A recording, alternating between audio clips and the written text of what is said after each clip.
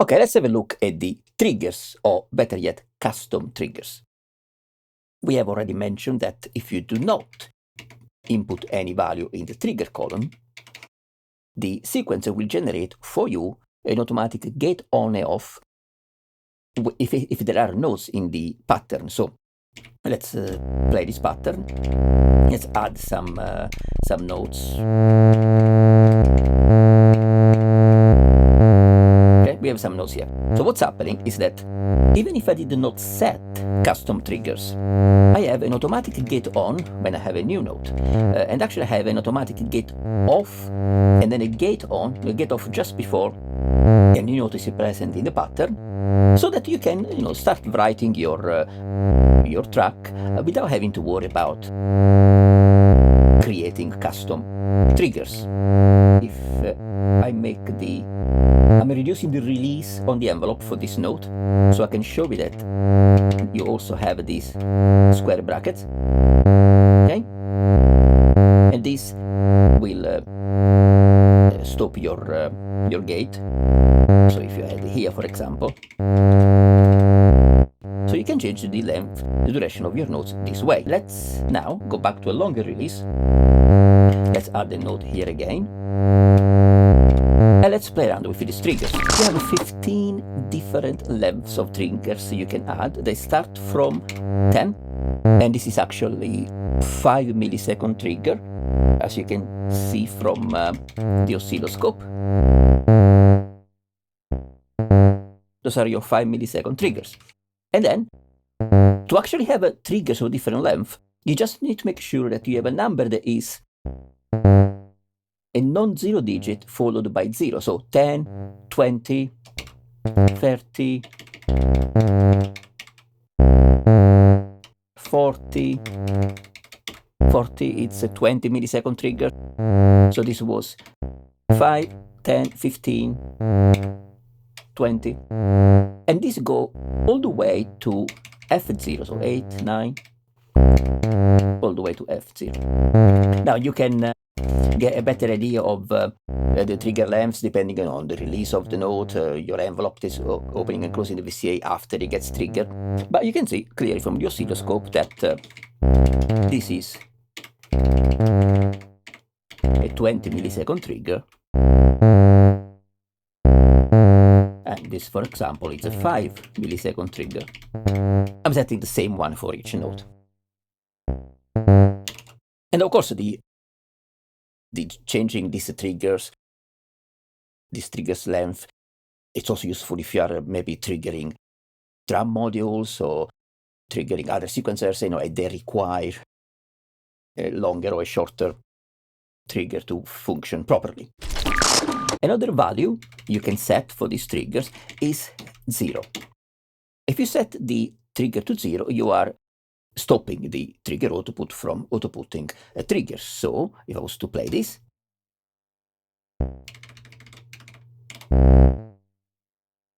I'm going to increase the release on the envelope that is triggered every time there is a trigger. Okay, this is what's happening. Let's say that we did have a trigger here, okay? Like we were before. Each time there is a trigger, the trigger is sent out of this trigger output, and the envelope is started, which opens the VCA with whatever shape of the envelope you created. So even this last node and this second node, a new envelope gets triggered. If I set the trigger to 0, I'm not outputting any trigger. This allows you to change the pitch, because the pitch CV is still coming out of CV1, without re-triggering the voice, without re-triggering the envelope, let's say, that controls your VCA. So this change of nodes, you just hear it because the first node have the release long enough, so I can actually make it longer. I'm just changing the release of the envelope.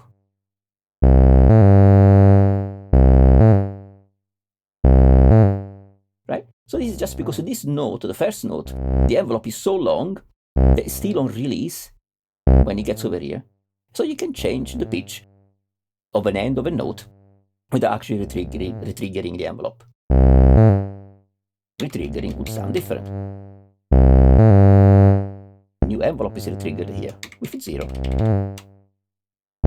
Again, change the pitch without retriggering the envelope. You can do the same with the kill effect set to 0.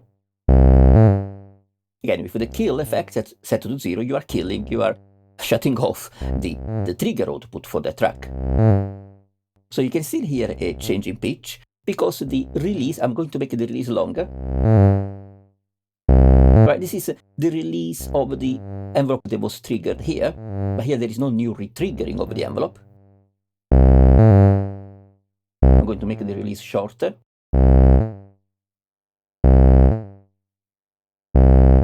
This will also help you to create legato nodes, where you're not triggering a new attack, a new envelope. Every time you have a node, you just change in the pitch.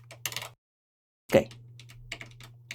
That's not all you can do with the custom trigger column. So we said that if you have numbers like 10, 20, 30, 40, a non-zero number followed by 0, you are simply changing the length of the trigger. Another thing you can do is create inverted trigger. And the inverted trigger is just a number in inverted shape. By shape I mean 10, 20, 30, 40. The inverted would be 0, 1. The inverted of 20 is 0, 2. Just to make it easier to understand. So if I go and I create 0, 1,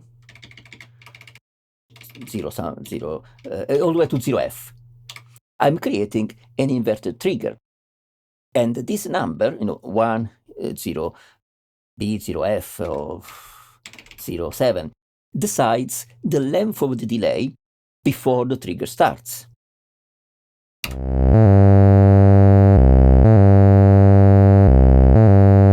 You see the oscilloscope.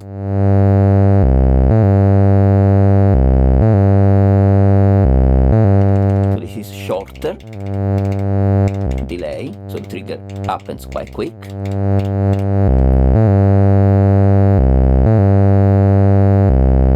And if we make it big, if we make it bigger,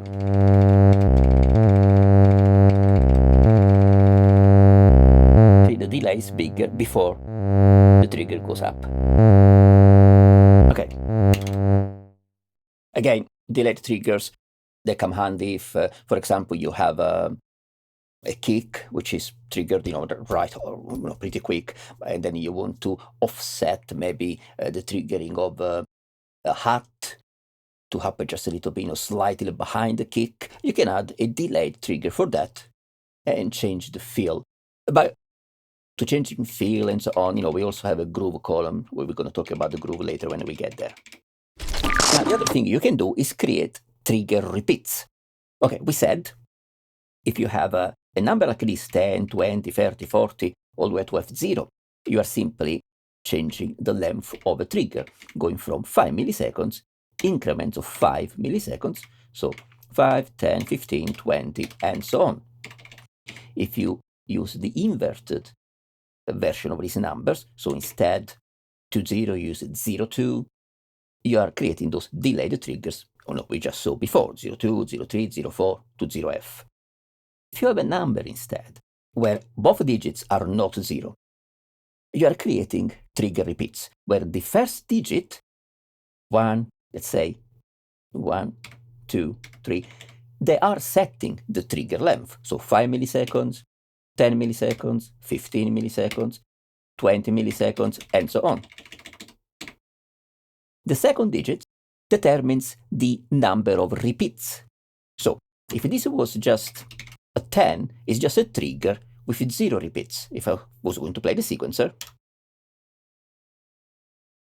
you can see that there is a 5 millisecond note. I'll make a note a little bit longer. 10 milliseconds. You can barely hear it because, okay, let me extend the release on the envelope. Now, I'm going to go to 21. What does that mean? It means a 10 milliseconds trigger and 1 repeat. Let me reduce the length now of the release and increase the pitch so you can hear it better. And you can see on the oscilloscope, we have 2 triggers. okay? Because there is the original trigger, and I'm adding a repeat. And I can add 2 repeats. So I have 3 triggers. Original plus 2 repeats. Original plus 3 repeats. So that's 4. 5.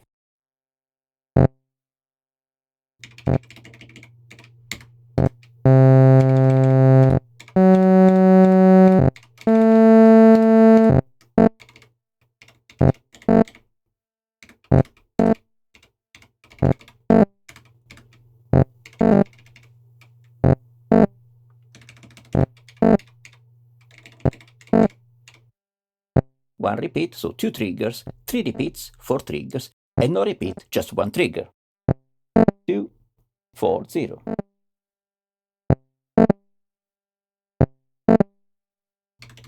And of course, you can add more repeats.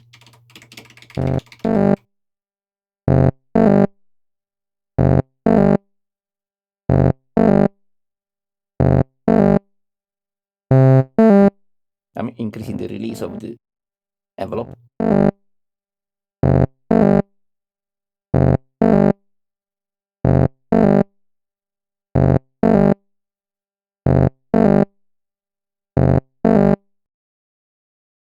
And let's see, this is your trigger repeats, which is really handy because you can set the length of the trigger and how many repeats. This, of course, it could be even more handy on if you're triggering percussive sounds together with the delayed trigger to create some offset groove and so on. So yeah, you have a lot of flexibility.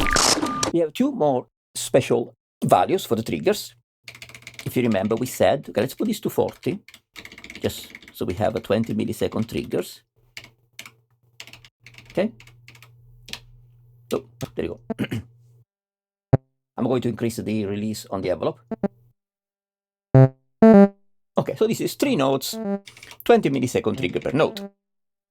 Now we said, if we will set this to 0, I'm increasing the release so you can hear it.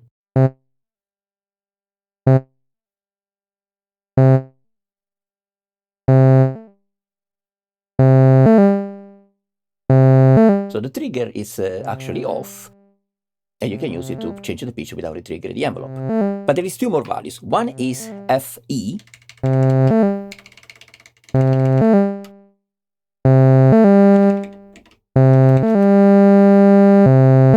FE just turns the output out. If you see the oscilloscope, is that high value, so it's the upper value of a trigger, the top, just continuously on. It's just open. You open the gate, that's it. But you can also use a toggle, which is FD.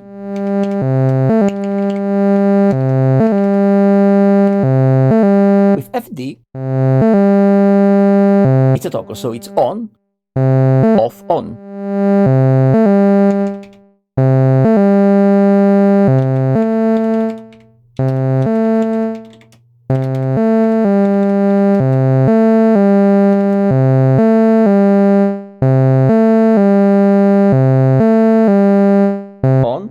On. You see? On, off, on. On, off, on. So you got a lot of versatility, you got a lot of control. Just use toggles for on and off, normal triggers of different length, delayed triggers of a different delay length, repeating triggers where you can change the length and the number of repeats.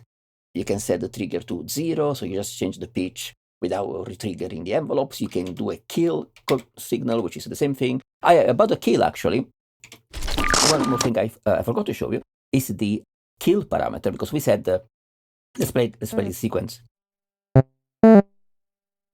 You can add a kill effect, and it's killing the trigger. Is no output in the trigger. Now it's a short note, so you don't even have the release of the first one triggering here. Now you can increase the value here, and remember what the kill does. It kills the trigger, kills the note before the next step happens, and you can change how quick it does that. So maximum volume, a maximum value. Ta-da, you can hear it. But if you start to reduce,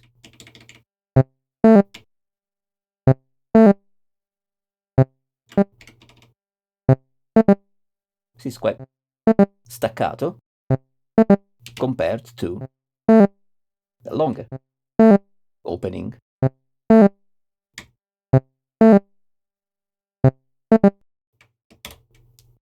Right?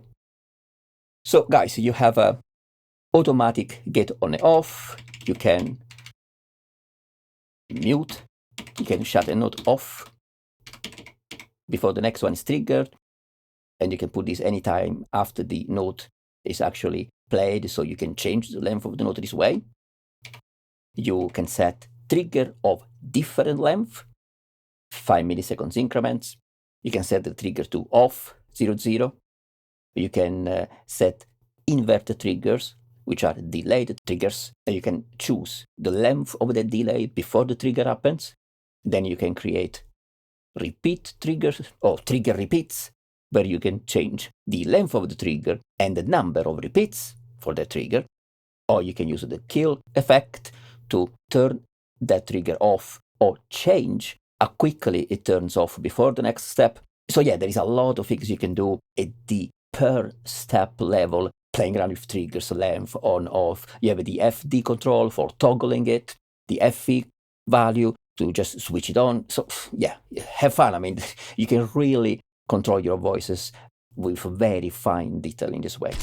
Remember, you still have this option in setup, shift setup here, the autofill in trigger. You set this to on. Then what happens is when you add the notes, it automatically creates 20 millisecond triggers for you.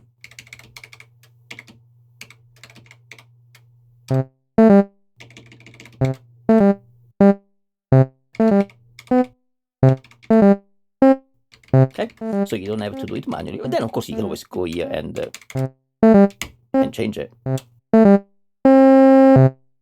This is like gate fully open. This is the end of this section. The next video and a few more are almost ready to be uploaded. So subscribe and check back often. If you subscribe, go to my channel page, top right, under the banner. There is a little bell icon. If you click on that, you will be notified when new videos come out. Please support me, help me out by liking the video, sharing the video on forums, on Instagram, Twitter, on your Facebook page. Just try to spread the voice around so more people can watch this video, and I can also get more feedback on maybe how to improve and content to cover next. Let me know in the comments if you find these videos enjoyable or at the very least useful. Thank you for watching, and until next time, have fun and keep Euroracking. Bye!